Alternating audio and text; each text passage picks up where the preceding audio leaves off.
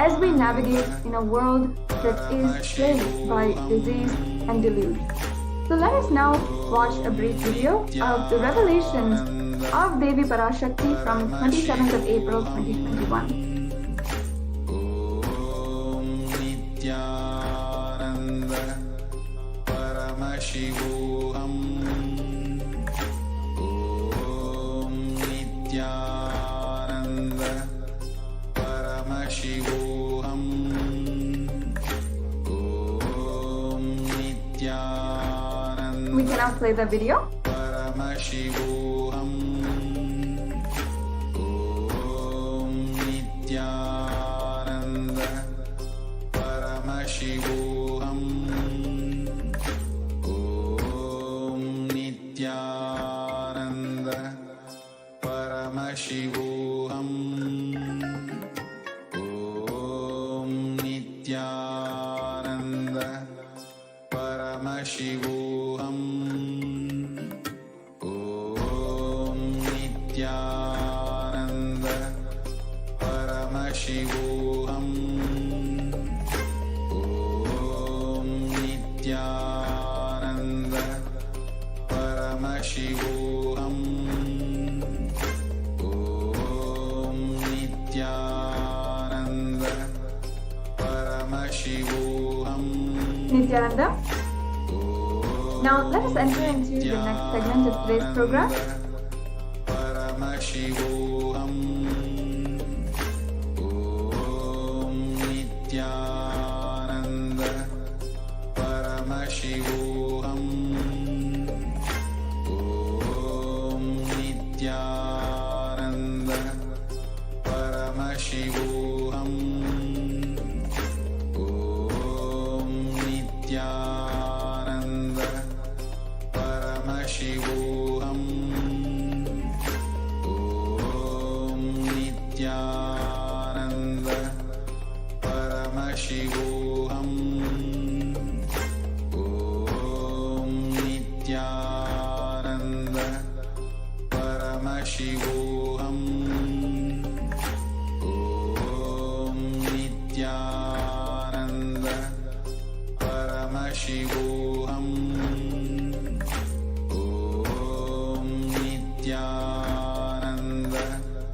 Paramashivoham. Om Nithyananda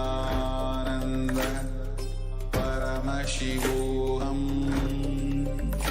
Om Nithyananda Paramashivoham. Om Nithyananda Paramashivoham. Om Nithyananda Paramashivoham. Om Nithyananda Paramashivoham. Om Nithyananda Nithyananda. Paramashivoham. Now we'll enter into the next segment of today's program. Nithyananda Paramashivoham. Om Nithyananda Paramashivoham. Om Nithyananda Paramashivoham. Om Nithyananda Paramashivoham. Om Nithyananda Paramashivoham. Om Nithyananda Paramashivoham. Om Nithyananda Nithyananda. Paramashivoham. Om Nithyananda Paramashivoham. Om Nithyananda Paramashivoham. Om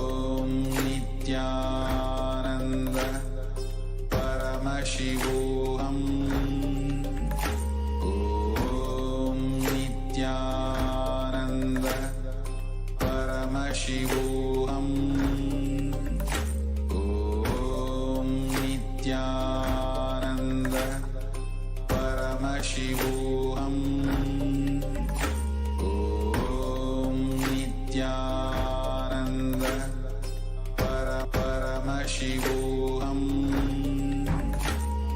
Om Nithyananda Paramashivoham. Om Nithyananda Paramashivoham. Om Nithyananda Paramashivoham. Om Nithyananda Paramashivoham. Om Nithyananda Paramashivoham. Om Nithyananda Paramashivoham. Nithyananda.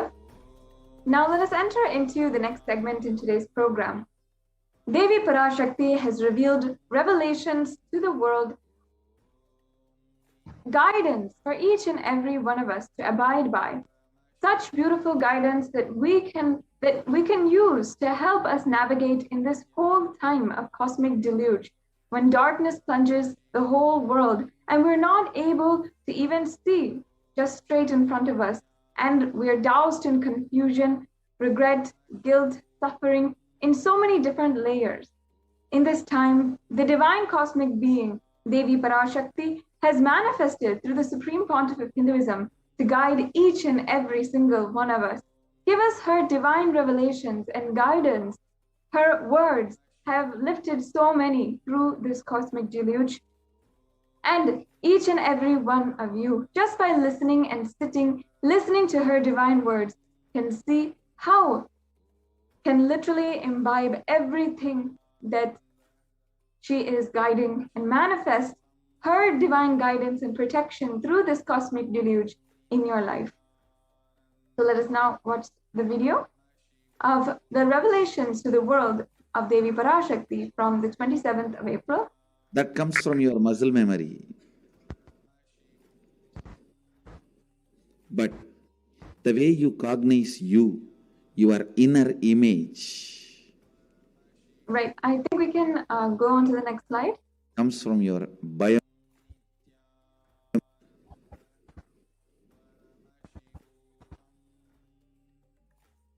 We have a few technical glitches, sorry about that. I'll now be reading the words of Devi Parashakti translated into English.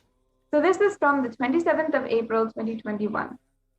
Devi Parashakti revealed, listen intensely. Apply turmeric in the forehead, intake flowers of neem in your inner tongue.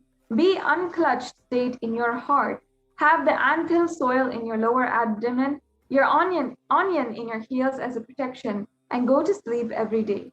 You will be established in Nirvikalpa Samadhi state and be in the state of Turiya. Parameshwari, I am blessing all of you. Only this is the sweet way to get rid of diseases, sufferings, ailments, karmas, mental stress, and depression of this pralaya. Oh people, listen. Life without any hardships will happen. I am giving you the completion of enlightenment and Paramashiva Padam. Let you live in Nithyananda with stability. Always I will be with you and protect you. Don't worry. Yes, the next slide. Yes, now we will understand from Devi Parashakti herself the revelations on the 11th of June, 2021. You will be able to sit in Padmasana like me. Eat the rice with a neem flower. This is the instruction for all the humanity.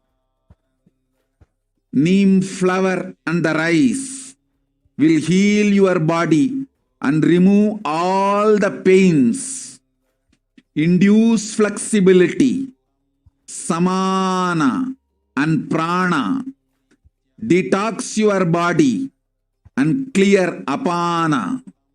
Om. Yes, the next slide.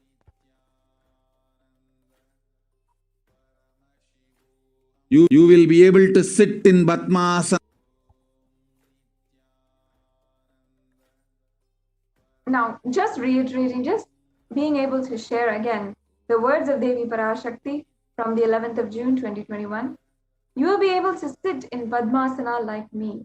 Eat the rice with neem flour. This is the instruction for all of humanity. Neem flour and rice will heal the body and remove all the pains, induce flexibility, samana and prana, detox your body and clear the apana. Now, in many different sources, in different places, different research and institutions that have done research have provided the analysis about how neem tree offers so many benefits. The neem tree offers different benefits in each of its parts. And in fact, all of the neem tree parts, including the flower, the stem, the leaf, every single part has some kind of use and benefit. The flowers, just as the leaves, have plenty of therapeutic benefits, which explain its many uses in the Ayurvedic medicine since so many thousands of years. And here you can see that one of the very well-known health magazines has published the health benefits of neem flower, and the source for this information is also provided below. The next slide. The neem flower actually has so many benefits for your digestive health. Neem flowers help in improvising digestive health. They are used mainly in dry powdered form for cooking, and it can be included in fried, boiled, dried, or roasted forms in rice dishes and in sauces for therapeutic purpose. So just using these forms of cooking are very good at making extremely healthy recipes for your health and digestive health. Now, neem flower also has a very big benefit in weight loss. Neem flowers are extremely effective in losing fat, mostly from the belly area. And the flower is known for its potent properties, which can help in fat breakdown. So many of you who are also looking to lose weight and for health reasons need to lose weight and ensure that you are in a healthy weight, you can use neem flower also to lose weight. The neem flower is also very much known to help the liver health. Dried flowers can be powdered and consumed every morning, mixed in a glass of warm water, and it helps in cleansing the liver and removes unwanted toxins from the body.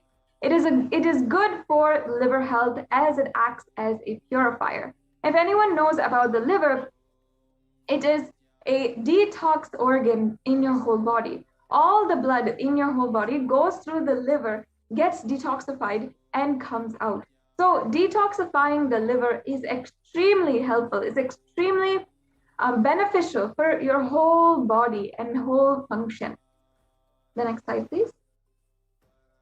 The dried neem flowers in their powdered form can be consumed every morning with a glass of water. It helps in detoxification and purifies the body internally. This means clearer and glowing complexion.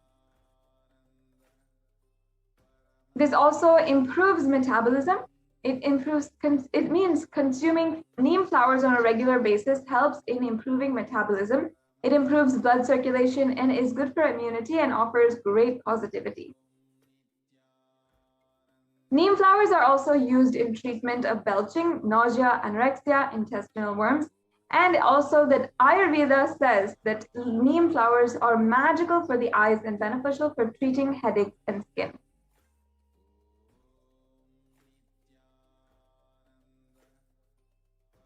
Neem flowers is also seen in research to also help a lot of even making sure that the healing of cancer cells happens in a very early stage. And this was researched upon and also reported in one of a very promoted website for the benefits of neem flower. The next slide, please. Neem flower is also considered an antiseptic that can cleanse your system, and it is known to cure skin impurities when applied on the skin. Now, during the summer month of Chitrai, as a tradition, neem flower, jaggery, salt can all be mixed and eaten. And this balances the heat in the body and balances the pitta in the body. Boiling the water with neem flower strengthens the liver. And also the neem flower is an excellent remedy for children.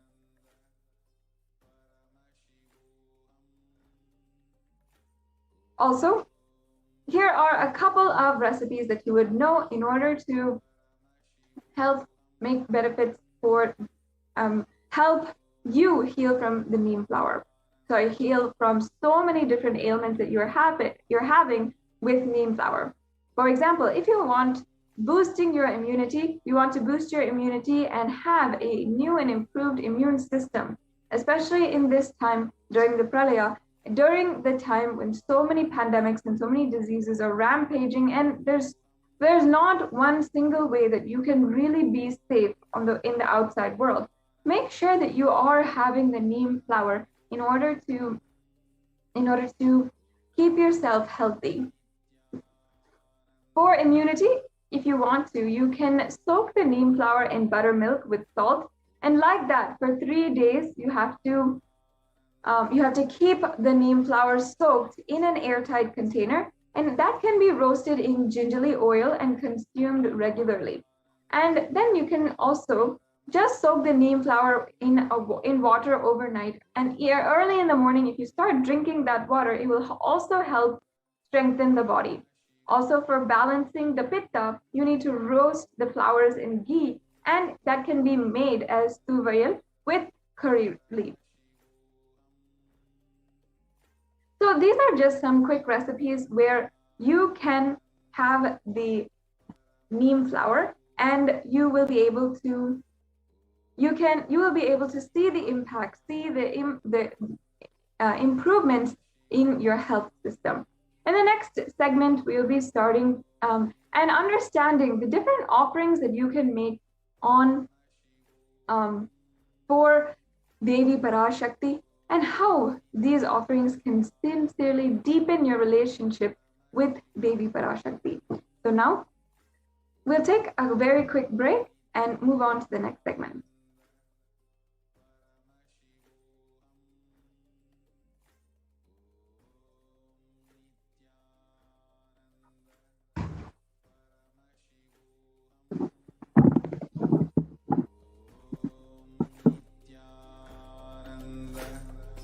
Paramashivoham.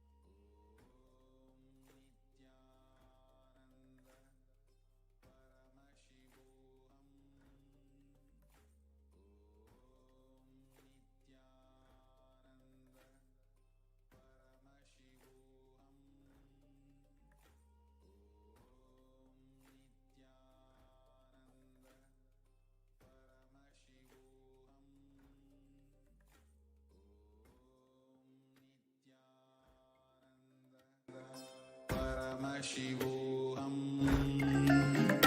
Om Nithyananda Paramashivoham. Om Nithyananda Paramashivoham. Om Nithyananda Paramashivoham.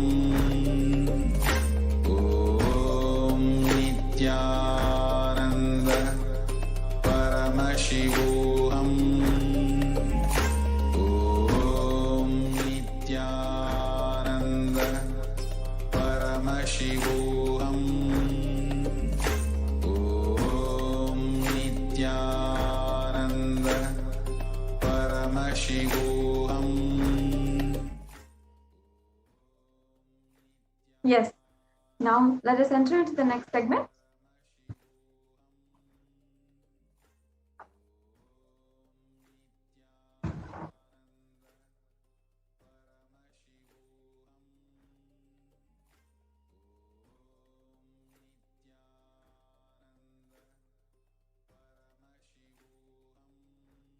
Now, first of all, let us understand what are these offerings and how you can make them today. What is the significance of offering?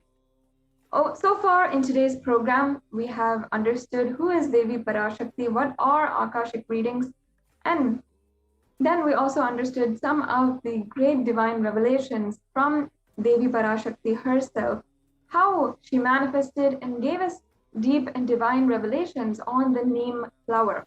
We saw how that was mapped exactly to the research which is already done by multiple universities and multiple research institutions on how neem flower benefits overall health and can really heal you during this time from all different kinds of ailments and suffering. Now, we will enter into this segment where we'll understand the offering and how we can truly deepen our relationship with Devi Parashakti, how we can really make a difference in and make a breakthrough in our life. Now, in Sanatana Hindu Dharma, the sacred sciences of rituals are really innate and spiritual techniques, spiritual formulas in order for us to experience oneness with the divine. This sacred science of rituals is what the Supreme Pontiff of Hinduism has been reviving for the last 27 years. And with these rituals, broken down the human being's tendency to go into monotonous boredom and go further and further into realms of arrogance and depression, suffering, and go into a vicious cycle of pain and grievance. Rituals are a beautiful way to connect with the divine through the offerings and deep sacred processes with the divine cosmic beings. Rituals are such beautiful ways that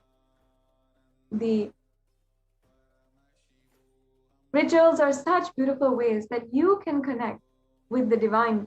And from the Nithyanandeshwara Paramashiva Devalaya, we are offering different kinds of rituals that you can offer, and in your name, the Sankalpa will be chanted, and all the benefits, auspiciousness, everything that ritual has to do with, that ritual, that seva for Devi Parashakti signifies, every single benefit will come to you.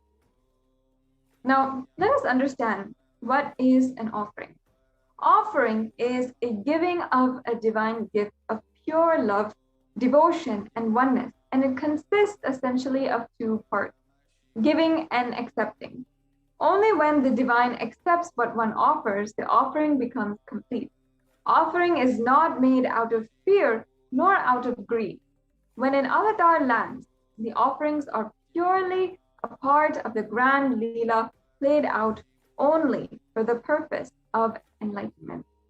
So understand that these offerings are unique blessings, the grace of Paramashiva himself, allowing you to connect to Devi Parashakti in such a deep and intimate way, in a way that will heal your deepest painful memories from the very core of you. That burden that you feel every single moment, that pain that you'll feel in the core of your heart, and the disconnection that you feel from the very cosmic mother herself and the cosmos and life itself, the disconnect that is inherent within the hearts of so many people, all of that can be healed through the offering of these sevas. Now, I will chant the Dhyana Shloka for Manonmani. This is from the Moolagama, Manonmani Dhyanam. Om Induniva Veda Karavahini Yam Sya Pankajava Ravaya Japakshara Sarayuktam Angahima Bhushana Vichitravasanam Sya Tunga Mukato Jvala Manonmani Swarupam. The next slide, please. The meaning of this verse was, moon-like face, holding the Vedas or books in hand, with fire in eyes, the lotus flower gracing and blessing one hand with the japamala, beautifully decorated with jeweled ornaments in wonderful clothes and shining bright crown. Her name is Manonmani. The next slide, please. Now I'll be chanting the next Dhyana Shloka.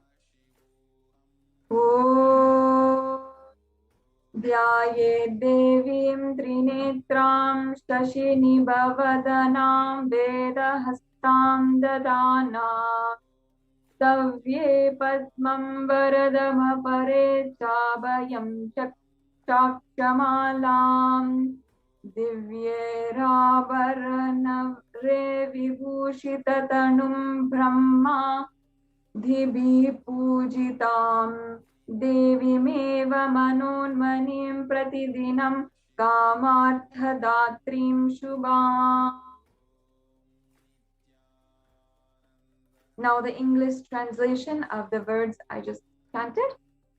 I meditate on Devi with 3 eyes glowing like a moon and holding the Vedas, lotus and gracing blessing hands.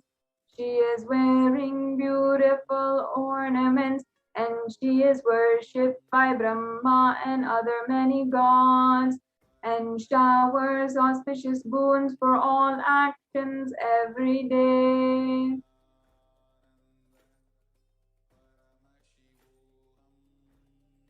Now, let us understand the significance of the element gold.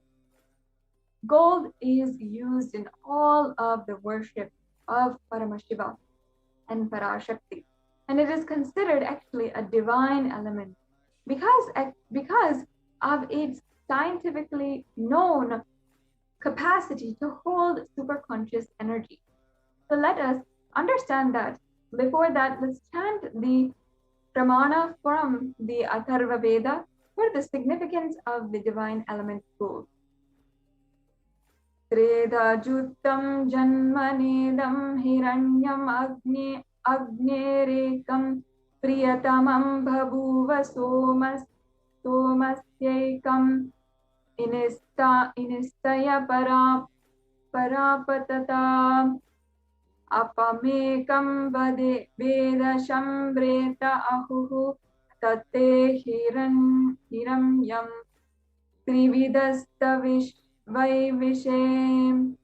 Triply born by birth is this gold from the atoms of Agni is one.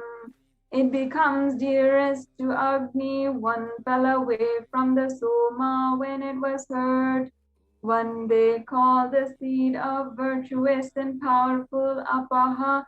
Let that triple gold be for your long life. Yes, so gold is a divine element. It purifies anything it touches, and it is an element of spiritual significance and great spiritual power of healing and enlightening.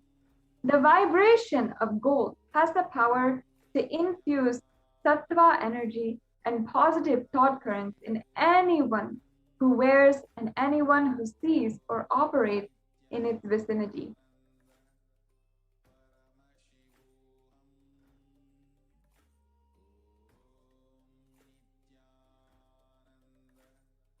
And all of you should actually know, whether you are a Hindu, you might already know this, and this is a gentle reminder.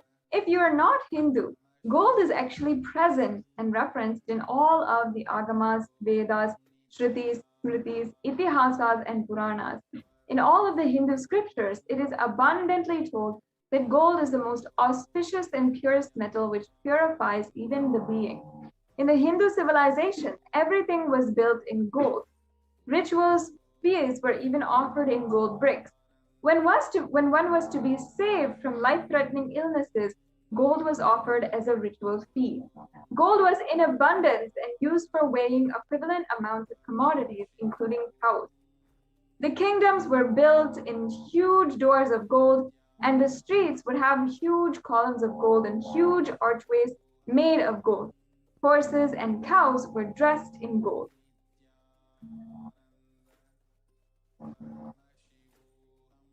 The Hindu civilization thrived on the banks of the rivers of gold.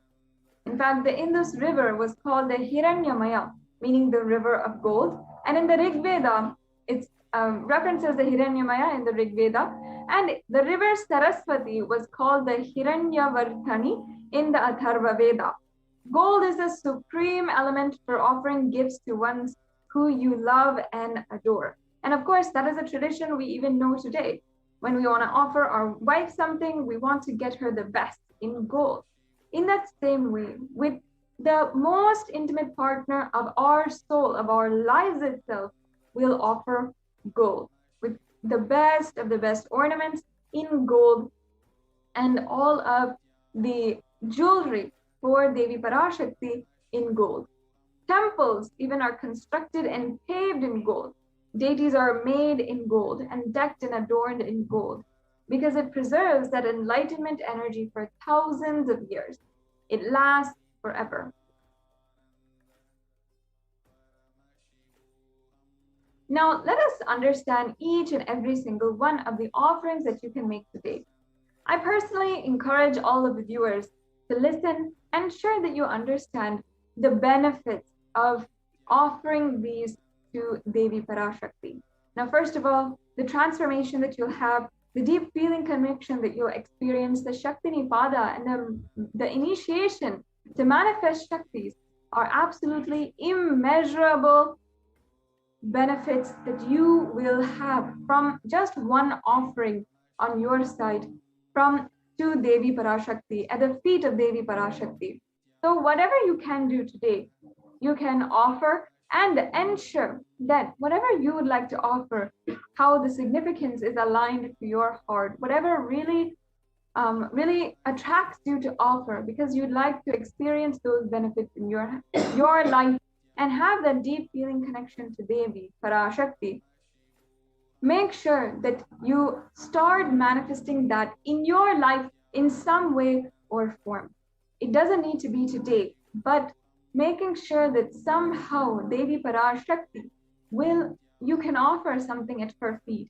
She might answer your question today. She might heal your whole family from coronavirus or any other deadly plague disease, which Devi Parashakti has actually blessed.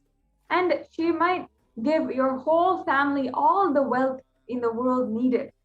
Then remember that this offering of gratitude to Devi will ensure that you continue your deep feeling oneness and gratitude with Devi Parashakti, and that you will be able to continue receiving and continue this beautiful relationship, attain and experience oneness with Devi Parashakti, the divine cosmic mother.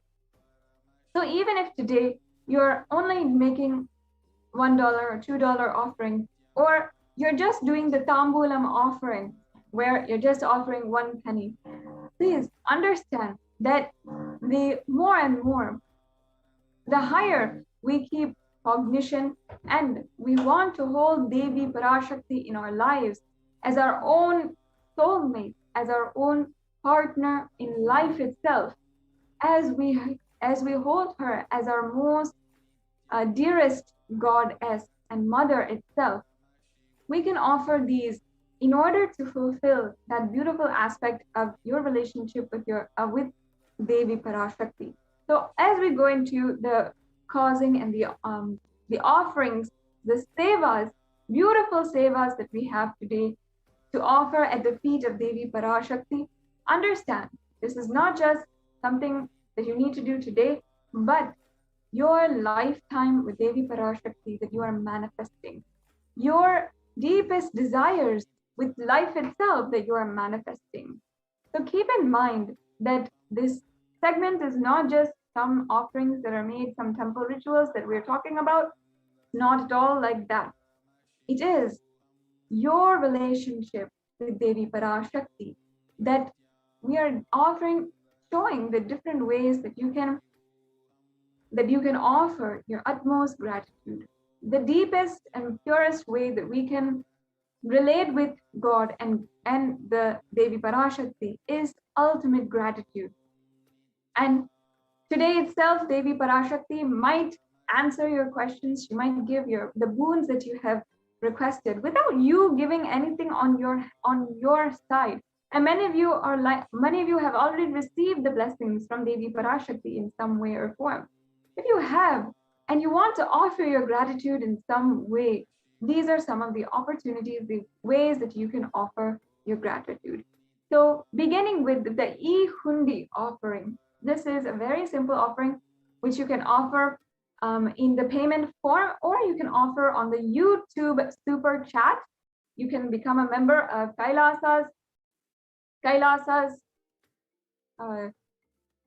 HDH Nithyananda YouTube channel, and then you can press join in underneath the video, and you'll be able to join as a member and start and make the offering for the e-hundi.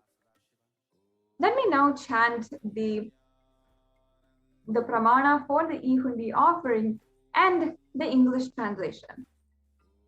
Om Bhakti Priya Bhakti Gamya Bhakti Vashya Bhayapaha Shambhavi Sharadaradhyam Sarvani Sharmadayini.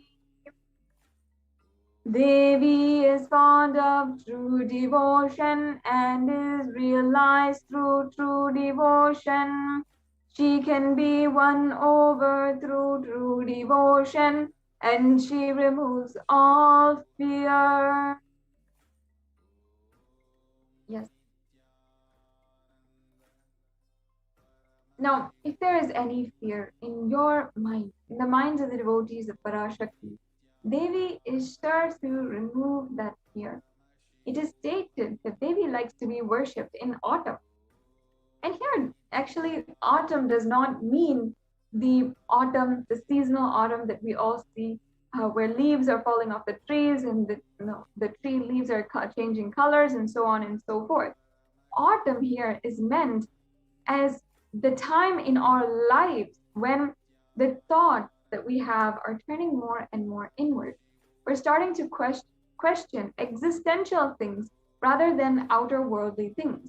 Rather than being concerned about wealth, about name and fame, about your status, and concerned about outer worldly things, you're starting to question more about your life, your purpose, your existence. And that is what we mean by the autumn of your life. It's at that time that Devi Parashakti is the absolute best to offer your worship, because she literally clears all the confusion, and she plays the role of the divine to make everything that you don't know into known and make everything understood clearly. At this time in our lives, Devi worship is extremely essential. And because of the way that she stands as a guardian between us and our fears, ensures that we are not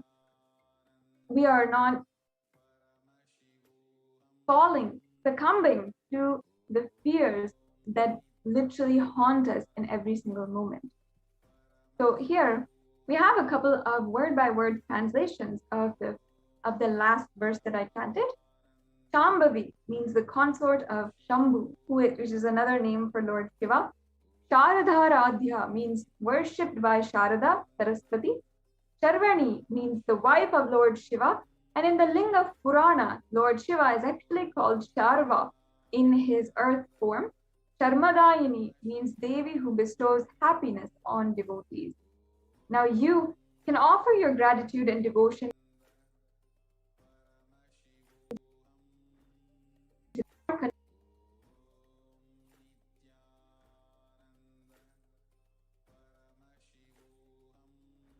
any amount and offer it towards Devi Parashakti. And you can do this offering through the payment form, or you can do it through the YouTube super chat. Now, if you're wondering how you need to make this, at the end of this segment, we will walk you through the steps to make a payment. So don't worry and stay tuned as you're listening to all of the offerings.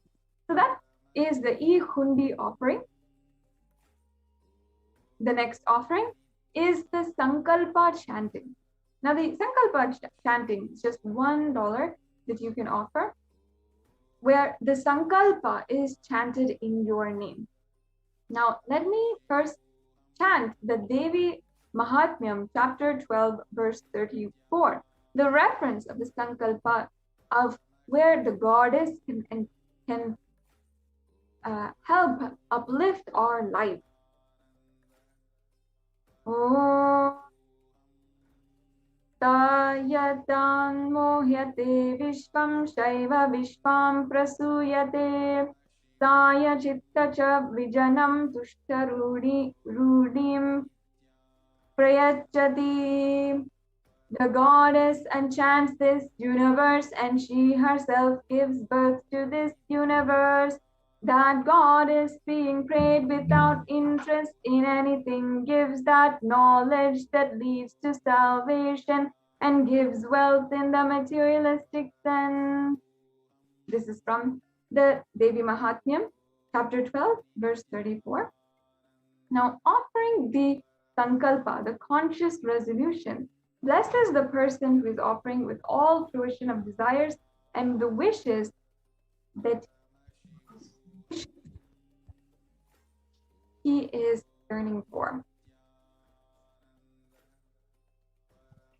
Yes, and now we will be seeing the offering to Devi Parashakti, the Sahasranama Swarnakasu, which you can offer in 75 USD, 151 USD, and 251 USD.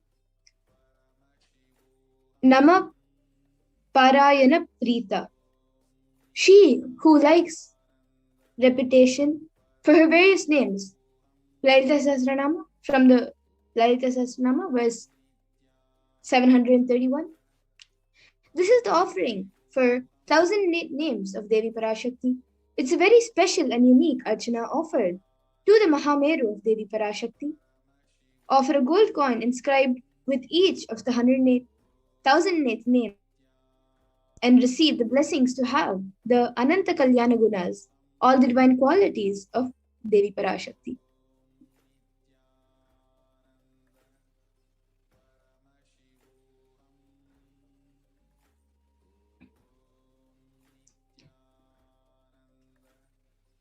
And the next is the Mukta Anguti, the finger ring with a pearl. It is 251 USD, 501 USD, or 750 USD. Muktahara lasat kirita ruchiram purnendu vaktra prabham sinjannu pura kinkini manidharam padma prabha basuram sarvabhishta palapradam girisutam vani ramasevitam meenakshim pranatosmi santatamaham karunyavaratitham.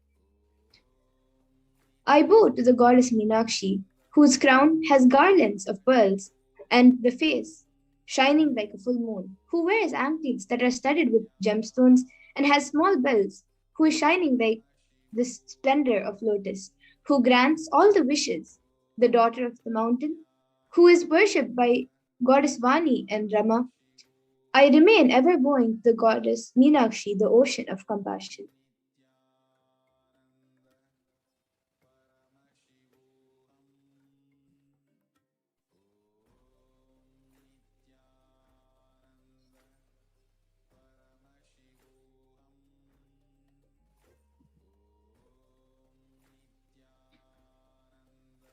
We can move on to the next slide, please.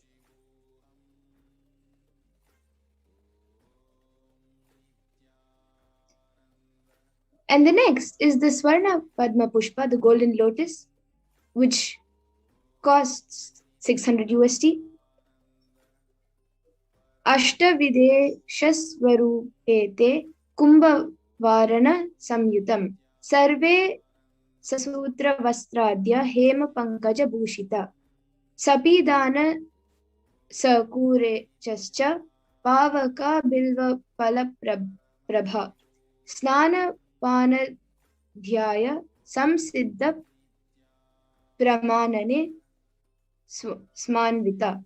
This is a verse from the Kamikagama.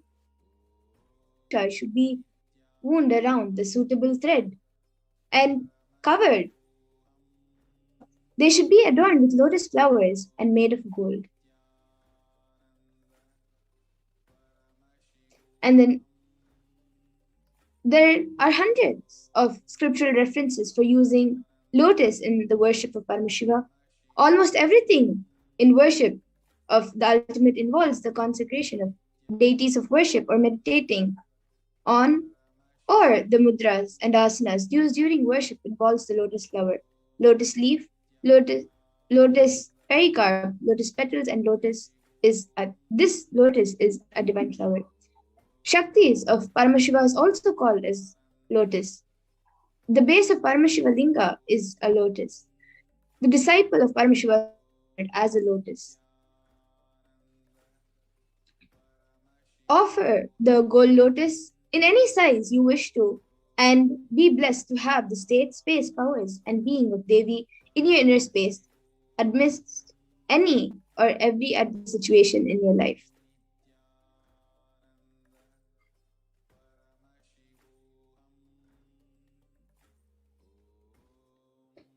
Then the next is the Swarnametti, the gold toe ring, which costs $750 USD. Nakadi diti samchana namtamo guna padadvaya prabhajala parakrita saroruha. You whose brightness from toenails destroy the darkness of ignorance from the minds of your devotees who prostrate at your feet. You whose brightness from your 2 feet overpowers that of the lotus flower.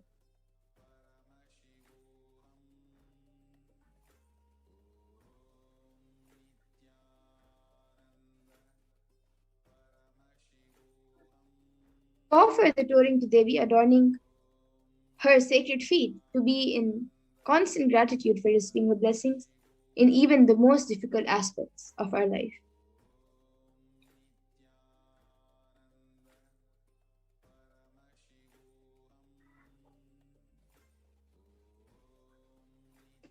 The next is the Swarna Mangatika, the gold hairline jewelry, which is $750 USD. Shuddha Sarabi Varshini, she who makes nectar flow in all our nerves from Sahasrara. Example, she who gives the very pleasant experience of the ultimate. The Mangtika represents the nectar flow in our chakra, which is fully opened.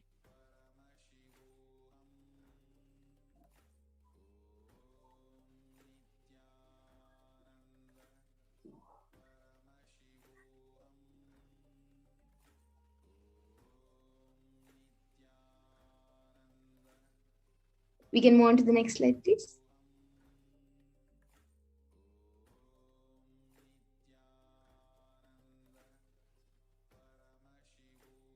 And the next is the Pratyaksha Pada Puja, which is $1,008 USD. Nakadi Diti Sanchana Namajana Tamoguna Padadvaya Prabhajala Parakrita Saroruha. The illuminating splendor of Devi's toenail dispels the darkness of ignorance in the devotees prostrating at her feet. Her feet defeat the lotus in beauty. This is the shloka number 83 of Saundarya Lahari, which states that the nails have been sharpened by constantly being touched by the crowns of celestial beings who always before the Devi. Tamoguna is darkness. In this stotram, tamas is indicative of ignorance in the minds of devotees, and by constantly prostrating before Devi, their ignorance is removed and they attain knowledge. Offering the Pratyaksha Pada Puja blesses the Yajaman with all the auspiciousness and blessings of the Supreme Pontiff of Hinduism, Jagadguru Mahasannidhan of His Divine Holiness, Bhagavan Sri Nithyananda Paramashivam.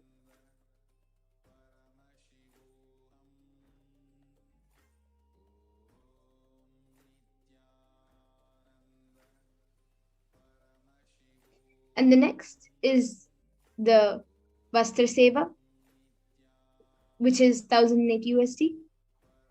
Nakadiditi sanchana namajana tamoguna padadvaya prabhajala parakrita saroruha. The illuminating splendor of Devi's toenails dispel the darkness of ignorance in the devotees prostrating at her feet.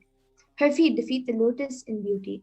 This is Shlokam 83 of Saundarya Lahari, which states that the nails have been sharpened by constantly being touched by the crowns of celestial beings who always prostrate before Devi. Tamoguna is darkness. In this stotram, tamas is indicative of ignorance in the minds of devotees by constantly prostrating before Devi. Their ignorance is removed, and yet they attain knowledge. So offering the Vastra Seva blesses the Yajaman with all the auspiciousness and blessings of the Supreme Pontiff of Hinduism.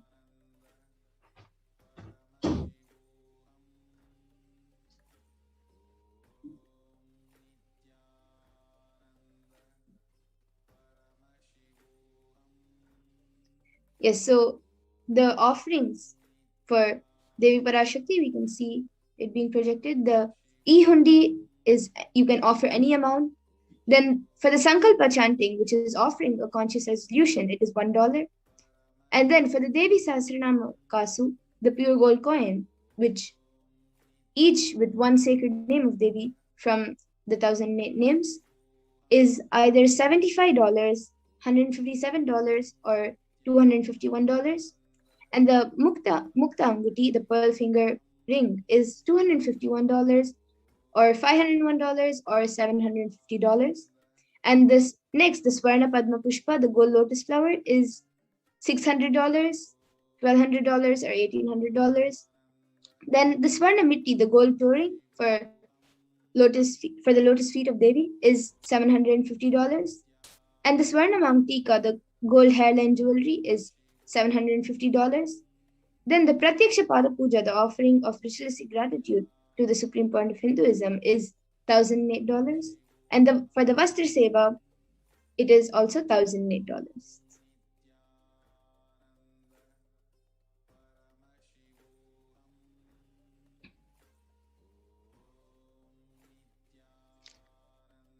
So you can see the links on the screen. For the registrations form, there are two options. If you're ready to offer today or intentions to offer any specific sevas. So the different registrations forms are interested in offering, need help in manifesting, or need more details. So you can visit tiny.cc/BHAVASAMADHI, and for the online payment, where you're ready to offer the seva by online payment, you can visit tiny.cc/Devi offerings. And for the after payment, for submitting details for puja and names to be chanted, you can visit tiny.cc/Sankalpa 2021.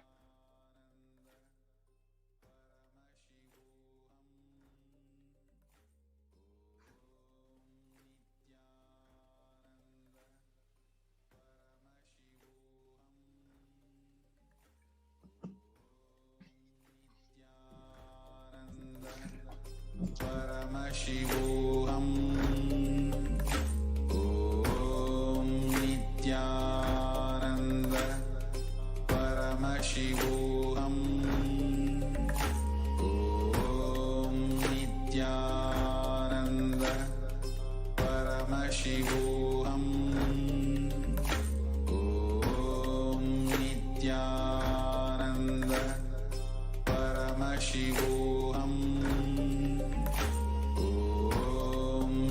Nithyananda Paramashivoham. Om Nithyananda Paramashivoham.